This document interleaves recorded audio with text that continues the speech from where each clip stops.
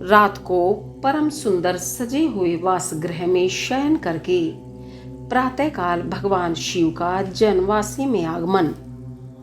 ब्रह्मा जी कहते हैं, तात तदंतर भाग्यवानों में श्रेष्ठ और चतुर गिरिराज हिमवान ने बारातियों को भोजन कराने के लिए अपने आंगन को सुंदर ढंग से सजाया तथा अपने पुत्रों एवं अन्य अन्य पर्वतों को भेजकर शिव सहित सब देवताओं को भोजन के लिए बुलाया। जब सब लोग आ गए तब उनको बड़े आदर के साथ उत्तमोत्तम भोज्य पदार्थों का भोजन कराया। भोजन के पश्चात हाथ मुंह धो कुल्ला करके विष्णु आदि सब देवता विश्राम के लिए प्रसन्नता पूर्वक अपने अपने डेरे में गए।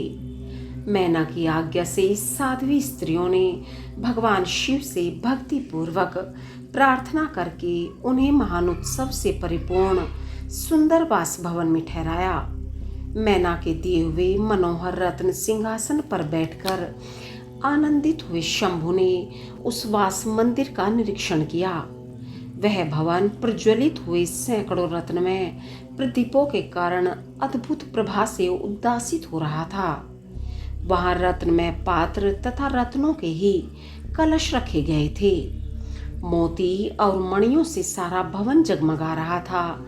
रत्नमय दर्पण की शोभा से संपन्न तथा श्वेत चंद्रों से अलंकृत था।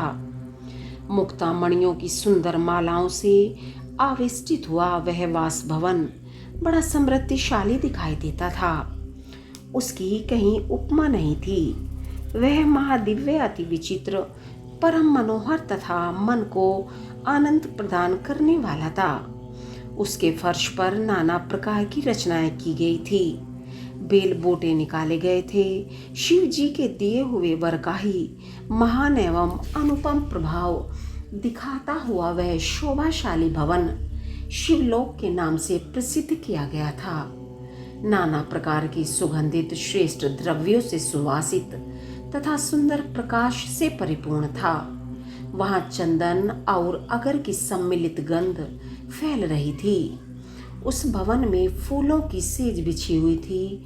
विश्वकर्मा का बनाया हुआ वह भवन नाना प्रकार के विचित्र चित्रों से सुसज्जित था।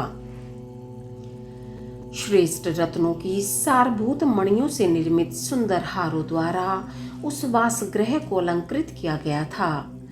उसमें विश्वकर्मा द्वारा निर्मित कृत्रिम वैकुंठ, ब्रह्मलोक, कैलाश, इंद्र भवन तथा शिवलोक आदि दिख रहे थे। ऐसे आश्चर्यजनक शोभा से संपन्न उस वास भवन को देखकर गिरिराज हिमालय की प्रशंसा करते हुए भगवान महेश्वर बहुत संतुष्ट हुए। वहां अति रमणीय रत्न जड़ित उत्तम पलंग पर परमेश्वर शिव बड़ी प्रसन्नता से लीला पूर्वक सोए। इधर हिमालय ने बड़ी प्रसन्नता से अपने समस्त भाई बंधुओं एवं दूसरे लोगों को भी भोजन कराया तथा जो कार्य शेष रह गए थे उन्हें भी पूर्ण किया।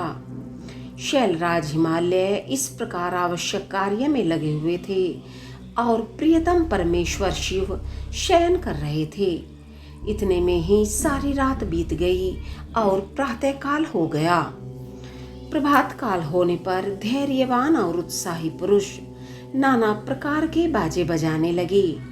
उस समय श्री विष्णु आदि सब देवता से आनंद उठे और अपने इष्ट देव देवेश्वर शिव का स्मरण करके वहां से कैलाश को चलने के लिए जल्दी जल्दी तैयार हो गए।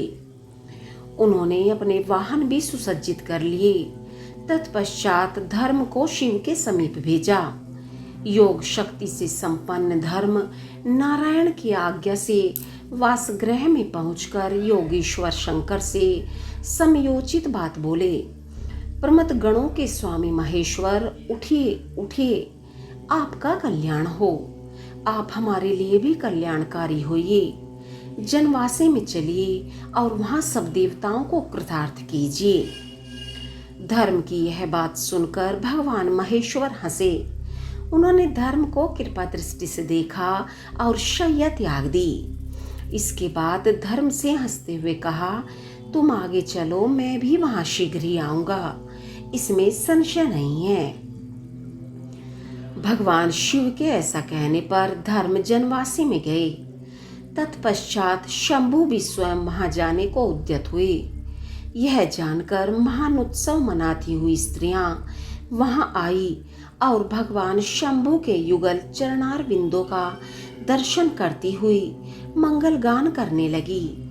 तदंतर लोकाचार का पालन करते हुए शंभु प्रातःकालिक कृत्य करके मैना और हिमालय की आज्ञा ले जनवासी को गए। मुने उस समय बड़ा भारी उत्सव हुआ। वेद मंत्रों की ध्वनि होने लगी और लोग चारों प्रकार के बाजे बजाने लगे। अपने स्थान पर आकर शंभु ने लोकाचारवश मुनियों को, विष्णु को और मुझको प्रणाम किया। फिर देवता आदि ने उनकी वंदना की। उस समय जय जयकार, नमस्कार तथा वेद मंत्रोच्चारण की मंगलदायिनी ध्वनि होने लगी। इससे सब होर कोलाहल छा गया।